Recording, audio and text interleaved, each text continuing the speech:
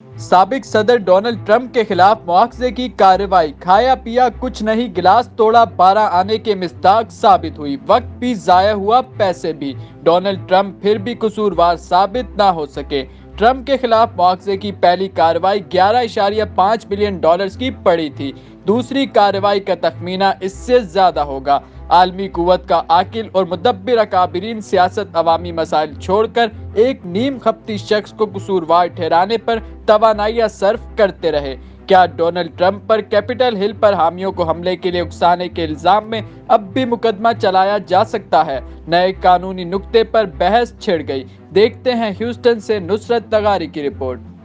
Donald John Trump, former President of the United States, is not guilty as charged in the article of impeachment. ایوان کانگریس میں مطلوبہ vote نہ ملنے کی وجہ سے سابق صدر ڈونلڈ ٹرمپ کے خلاف کیپٹل ہل پر حملے کے لیے اپنے حامیوں کو اکسانے کے الزام میں مواخذہ کی تحریک ناکام ہو گئی۔ وقت اور پیسوں کے زیاں کے ساتھ برسر اقتدار ڈیموکریٹک پارٹی نے کیا سیاسی مقاصد حاصل کیے، یہ راز بھی جلد افشاں ہو جائے گا۔ کیپٹل ہل پر حملے کی جذباتی منظر کشی اور ڈرامائی دلائل کے باوجود صدر ٹرمپ قصوروار ثابت نہ ہو سکے۔ اس طرح در حقیقت ڈیموکریٹس نے مواخذہ کی کارروائی کر کے ٹرمپ کے سیاسی مردہ گھوڑے میں جان ڈال دی، اور کچھ بعید نہیں کہ دوبارہ دم پکڑنے والا یہ گھوڑا آئندہ الیکشن میں ہاٹ فیورٹ نظر آئے۔ مواخذہ کی تحریک کی ناکامی کے بعد امریکی سیاسی اور صحافتی حلقوں میں شدت کے ساتھ اٹھایا جانے والا سوال یہی ہے کہ مواخذہ کی تحریک امریکی ٹیکس پیئرز کو کتنی مہنگی پڑی اور سابق صدر ٹرمپ کو کتنا مالی بوجھ اٹھانا پڑا۔ بتایا جاتا ہے کہ سابق صدر ٹرمپ کے خلاف جنوری 2020 میں مواخذہ کی پہلی تحریک پر 1.8 ملین ڈالرز کے اخراجات ہوئے تھے،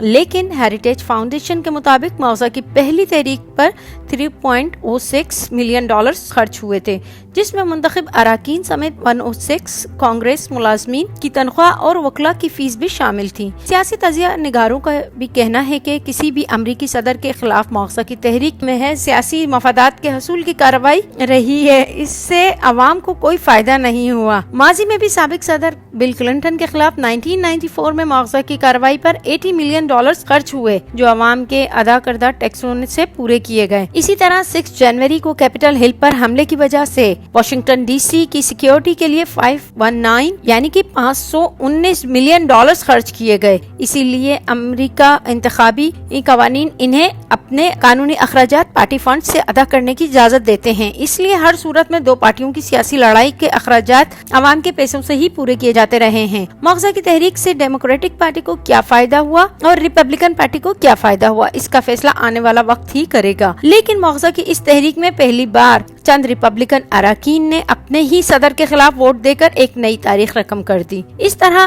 منتخب اراکین نے اپنے سیاسی مفادات کے حصول کے لیے عوام کے ٹیکسوں پر ایک سابق صدر کے خلاف ناکام سیاسی احتساب کی نئی تاریخ رقم کر دی۔